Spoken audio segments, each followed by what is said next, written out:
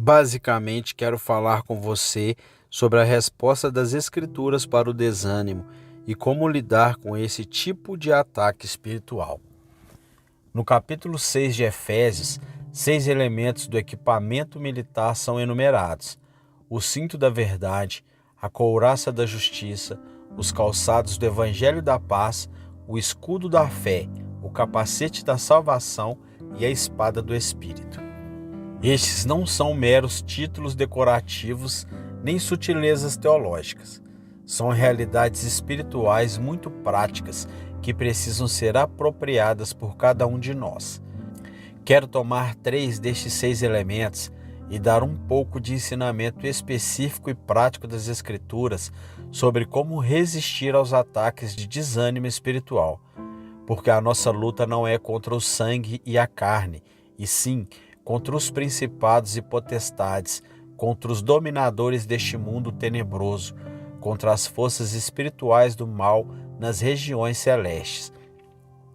Portanto, tomai toda a armadura de Deus, para que possais resistir no dia mau, e depois de terdes vencido tudo, permanecer inabaláveis. Estai, pois, firmes, cingindo-vos com a verdade e vestindo-vos da couraça da justiça. Calçai os pés com a preparação do evangelho da paz, embraçando sempre o escudo da fé, com o qual podereis apagar todos os dardos inflamados do maligno. Tomai também o capacete da salvação e a espada do Espírito, que é a palavra de Deus. Efésios capítulo 6, versículo 12 ao 17. Baseado nas minhas pesquisas e nas numerosas traduções modernas, creio que o versículo 12 poderia ser traduzido com mais precisão desta forma, porque a nossa disputa de luta livre não é contra pessoas com corpos. Isso nos dá um quadro bem vívido. Em outras palavras, não estamos lutando contra seres humanos. Seu problema não é a sogra, nem mesmo um ditador como Stanley ou Hitler. Nossa disputa de luta livre não é contra as pessoas com corpos, mas contra governadores com esferas de autoridade, contra os dominadores mundiais dessas trevas atuais, contra as forças espirituais do mal nos céus. Assim, estamos envolvidos num embate total com pessoas espirituais invisíveis dotadas de tremendo poder, altamente organizadas e que se opõem totalmente a nós e a tudo que representa Deus, os propósitos de Deus e o povo de Deus. Sua sede está nos lugares celestiais e exercem toda espécie de pressão espiritual contra nós a fim de, por alguma forma, nos destruir. Como conclusão lógica desse fato, Paulo diz no versículo 13: você tem de vestir sua armadura, senão você será inevitavelmente uma vítima de guerra. É uma conclusão muito lógica e prática.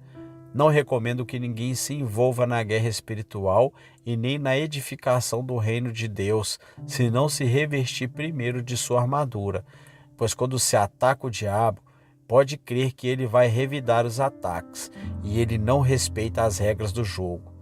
Portanto, tomai toda a armadura de Deus, para que possais resistir no dia mau, e depois de terdes vencido tudo, permanecer inabaláveis. Efésios capítulo 6, versículo 13.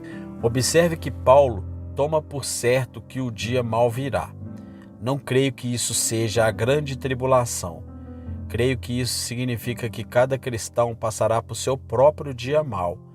Quando Jesus contou a parábola dos 2 homens que edificaram suas casas, uma na rocha e outra na areia, ele não disse: se o vento e a chuva vierem.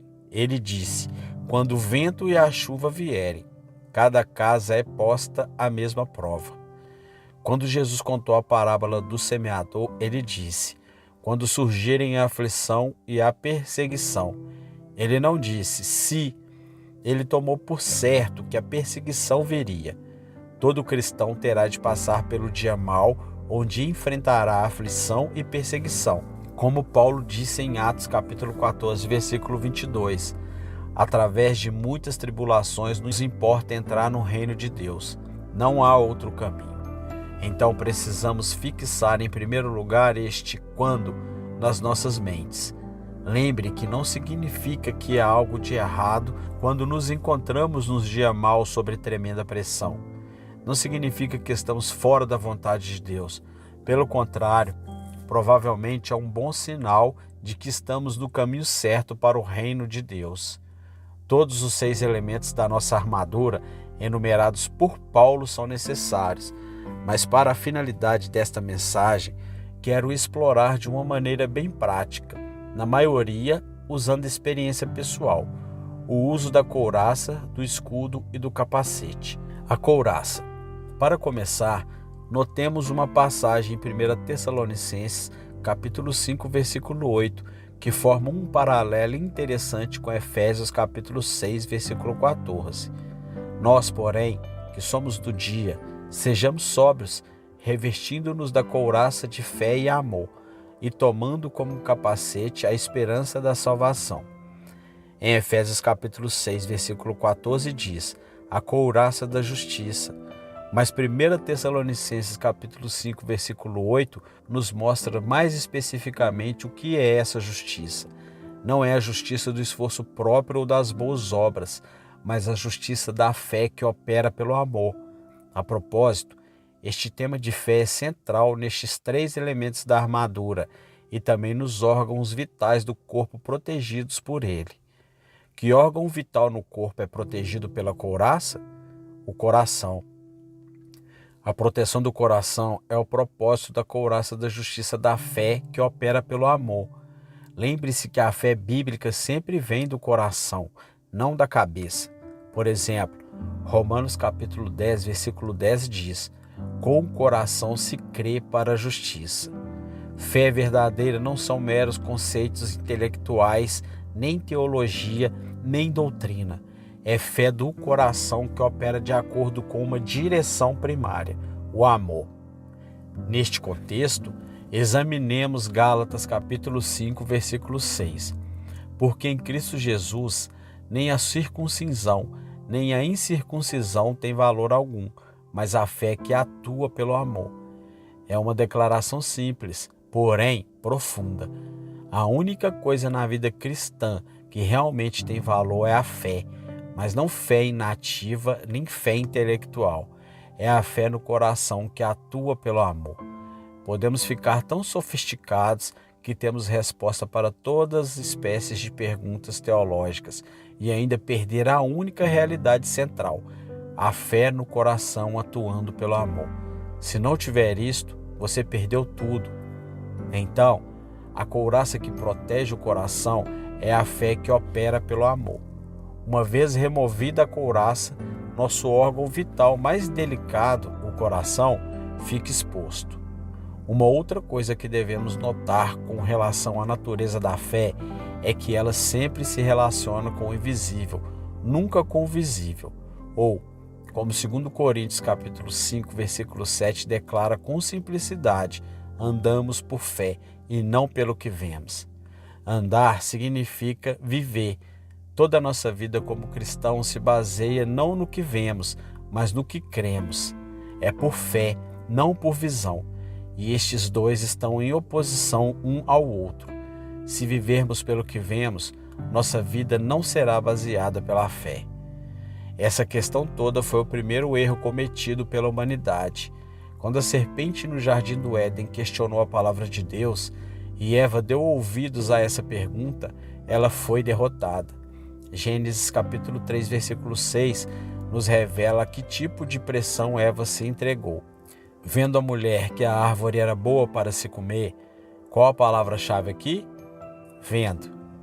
Eva tinha saído do nível de fé na palavra invisível e estava confiando na sua visão, e no momento seguinte ela estava derrotada. O mesmo princípio se aplica a nós. Quando vivemos pelo que vemos, não somos capazes de resistir ao diabo. Devemos andar por fé e não pelo que vemos. A couraça que protege nosso coração é fé no Deus invisível e na sua palavra, e esta fé opera pelo amor. No instante em que você abandona a fé, você deixa de ser verdadeiramente amoroso. As pessoas dizem, amor é mais importante que fé. Pode ser, mas a única maneira de amar é através da fé, já que a fé opera pelo amor. Você não deve se admirar quando se irrita, fica frustrado e impaciente e briga com seu marido ou esposa no mesmo momento em que você deixa sua couraça cair. Sua fé, que é a única fonte de amor, já se foi. Consequentemente, para fora vem o velho homem com todas as suas manhas e idiosincrasias. Mas qual foi seu problema fundamental? Você abaixou sua couraça. Vamos olhar agora para o escudo. Se a couraça protege o coração, o que é protegido pelo escudo? A resposta é realmente a pessoa inteira. Nos tempos romanos, se você soubesse manejar o escudo, não havia uma parte do seu corpo que pudesse ser atingida pelo dardo inflamado. Da mesma forma, o escudo da fé protege a pessoa inteira. Às vezes, nós não compreendemos a fé, pensando que é algo que devemos estar fazendo o tempo todo. Devo exercitar os meus músculos espirituais e crer. Fé não é tanto uma ação, mas uma atitude de confiar em Deus. Minha falecida esposa, Lídia, dava o exemplo de um menino pequeno nos braços de seu pai.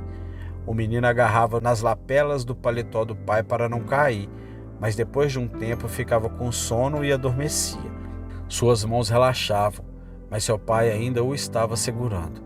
Então, toda a força para segurar nas lapelas era realmente um esforço desnecessário. Nós somos assim com Deus.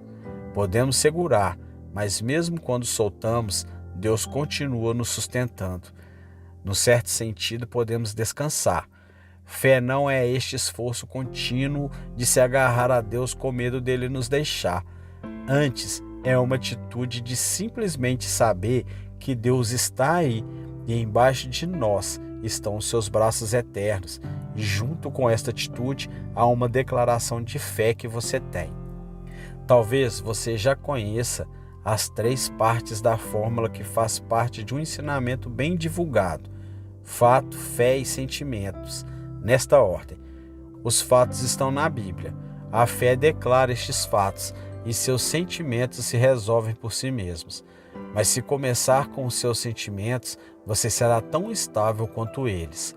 Os fatos nunca mudam enquanto os sentimentos variam de momento a momento. Portanto, você não pode correr o risco de basear sua fé nos sentimentos. Baseie sua fé nos fatos da palavra de Deus que nunca mudam. São inalteráveis hora após hora, dia após dia, ano após ano. Crer nisso requer uma decisão mental. Smith disse uma vez: nunca sou afetado pelo que sinto, somente pelo que creio. A única fonte de fatos que é permanente, inalterável e válida é a Bíblia. A fé tem atitude. A Bíblia é a verdadeira e eu creio nela. Deus está aí e não vai me desamparar. Os meus sentimentos podem se resolver por si mesmos. Se você tiver essa atitude, seus sentimentos se harmonizarão com os fatos. Mas se começar com seus sentimentos, você nunca alcançará os fatos. É prioridade absoluta que você comece com os fatos na palavra de Deus. Mas para fazer isso, é necessário que você conheça os fatos. Você precisa ser consciente do que dizem as Escrituras. Por exemplo, o fato da nossa redenção. A palavra redimir significa comprar de volta. A Escritura diz que fomos vendidos ao pecado no mercado de escravos de Satanás, mas Jesus nos redimiu e nos comprou de volta deste comércio de escravos com seu precioso sangue. Onde a palavra afirma esse fato? Em Salmos capítulo 107, versículo 2. Digam-no os remidos do Senhor, os que ele resgatou da mão do inimigo. O Senhor nos resgatou de forma que não estamos mais nas mãos do inimigo, mas nas mãos do Senhor. Considere também Colossenses, capítulo 1, versículo 12 ao 14. Dando graças ao Pai que vos fez idôneos à parte que vos cabe da herança dos santos na luz. Ele nos libertou do império das trevas e nos transportou para o reino do Filho do seu amor, no qual temos a redenção, a remissão dos pecados. É um fato que Deus nos libertou do poder das trevas, isto é, o reino de Satanás, e nos trasladou para o reino de Cristo. Desta forma, temos redenção e nossos pecados são perdoados. Não estamos mais no território de Satanás, nem estamos debaixo de sua autoridade. Os que não creem, os que rejeitam a Cristo, os rebeldes e desobedientes estão sob a legítima autoridade de Satanás, mas nós não estamos. O fato é que quando nos arrependemos e nos entregamos a Jesus Cristo, fazendo o Senhor da nossa vida, fomos trasladados, transportados, espírito, alma e corpo, do reino de Satanás para o reino de Cristo. Estes são os fatos. Cremos nesses fatos do nível invisível da sua palavra, porque não nos baseamos mais nos nossos sentimentos. Aquele escudo da fé protege cada área da nossa vida. Nenhum dardo inflamado precisa jamais atravessá-lo. O capacete. Agora chegamos ao capacete. Que parte do corpo é protegida pelo capacete? A cabeça ou a mente. Há muitos anos atrás, reconheci que minha maior área de fraqueza como cristão era minha mente. Eu tinha uma mente com um grau de cultura muito elevado e minha tendência era confiar nela. Descobri que quanto mais se confiava na mente, mais problemas se tem com ela. As pessoas que sabem desde o princípio que não sabem nada já começam com uma vantagem. Aliás, a Bíblia diz: se alguém julgar saber alguma coisa, com efeito não aprendeu ainda como convém saber. 1 Coríntios capítulo 8, versículo 2. E se alguém dentre vós se tem por sábio neste século, faça-se estulto para se tornar sábio. 1 Coríntios capítulo 3, versículo 18. Enquanto confiarmos no nosso próprio intelecto, estamos expostos às pressões de Satanás. Então, sabendo que eu precisava proteger minha mente, li Efésios capítulo 6, versículo 17, onde diz: tomai o capacete da salvação. Pensei comigo mesmo, o que é o capacete da salvação?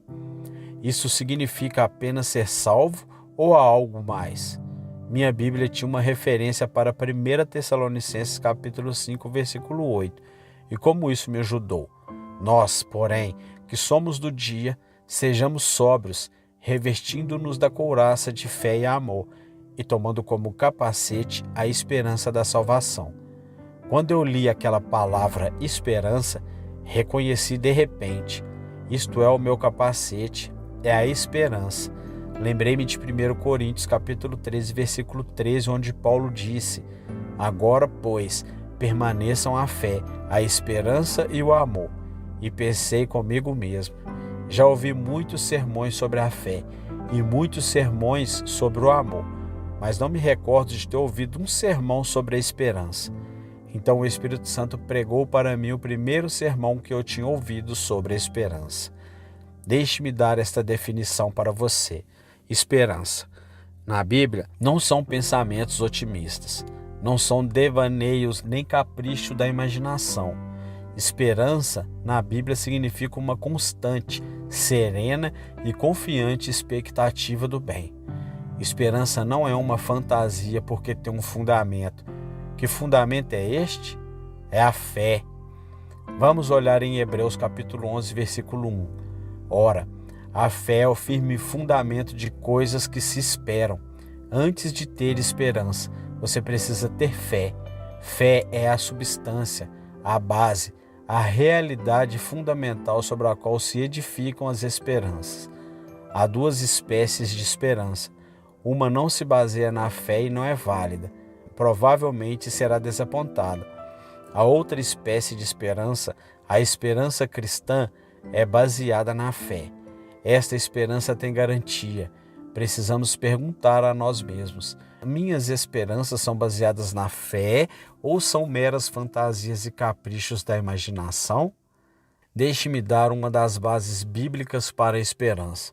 Sabemos que todas as coisas cooperam para o bem daqueles que amam a Deus, daqueles que são chamados segundo o seu propósito. Romanos capítulo 8, versículo 28. Não vamos aplicar erroneamente esta escritura, porque ela não se aplica a todas as pessoas. Há condições que precisam ser cumpridas. Você ama a Deus? Está procurando cumprir o seu propósito na sua vida? Se a resposta for sim, você saberá que todas as coisas cooperam para o bem. Agora, se você sabe que todas as coisas cooperam para o bem, não pode haver outra reação lógica, senão a esperança. Qualquer outra reação é ilógica. Dizem que todo mundo nasce otimista ou pessimista. Não há nenhuma dúvida na minha mente que eu nasci pessimista. Além disso, na minha família fui treinado para ser pessimista. Na minha família, se você não estivesse preocupado, você deveria preocupar sobre o fato de não estar preocupado. Bem, Deus mostrou-me que pessimista era negar a minha fé. Eu não poderia, logicamente, crer na Bíblia e ser um pessimista. Deus mostrou-me que eu tinha de mudar e redisciplinar a minha mente. Deus disse: não focalize sua atenção no lado negativo das coisas. Não procure sempre um motivo para se preocupar. Focalize o lado positivo. Procure uma razão para crer. Isso não aconteceu da noite para o dia. Levou-me vários anos para reeducar minha mente, mas aqueles que me conhecem bem reconheceriam que ela foi mudada.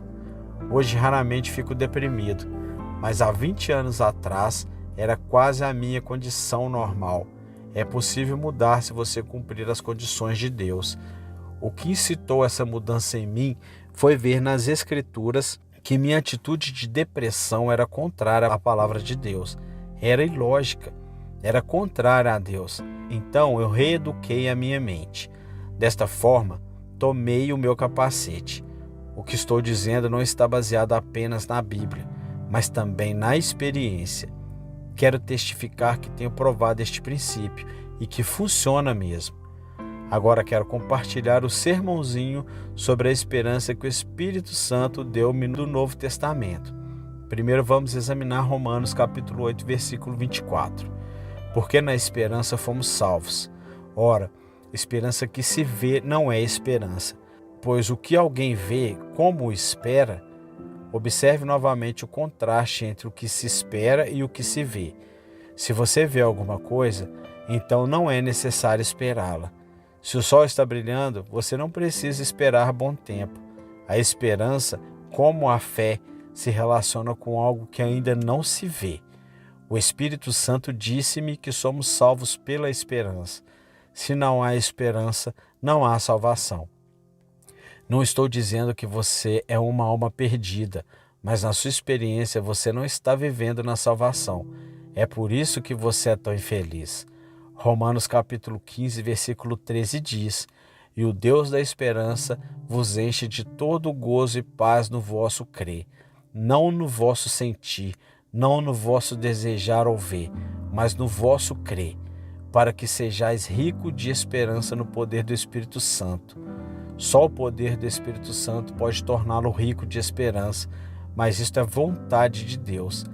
Não retire o capacete porque há um maléfico ser espiritual em algum lugar no mundo invisível que tem suas flechas apontadas para você.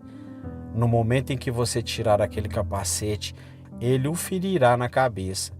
Durma com um capacete, é bem confortável. Vá para a cama com a esperança e acorde com a esperança. Efésios capítulo 2, versículo 12 descreve a condição do incrédulo, daquele que não é convertido. Observe que diz 3 coisas a respeito dessas pessoas. Primeiro, naquele tempo, estáveis sem Cristo, separados da comunidade de Israel e estranhos às alianças da promessa. Segundo, não tendo esperança. Terceiro, e sem Deus no mundo. O Espírito Santo disse: sem Cristo, sem Deus, sem esperança. Na realidade, quando estamos sem esperança, estamos na mesma condição dos perdidos. Não estou dizendo que Deus tenha nos abandonado, mas não estamos vivendo experimentalmente na salvação. Em Colossenses capítulo 1, versículo 27, Paulo diz: aos quais Deus quis dar a conhecer qual seja a riqueza da glória desse mistério entre os gentios, isto é, Cristo em vós, a esperança da glória. O Espírito Santo disse para mim: Cristo em você produz esperança. Se você não tem esperança, Cristo não está em você. Cristo e esperança são intimamente ligados, No momento em que deixamos de ter esperança, experimentalmente não temos Cristo em nós. Novamente, quero enfatizar que não se trata do nosso estado na eternidade, mas que esta é a condição em que nos encontramos quando abandonamos a esperança. Para mim, uma das mais belas passagens em toda a Bíblia está em Hebreus capítulo 6, versículo do 17 ao 20.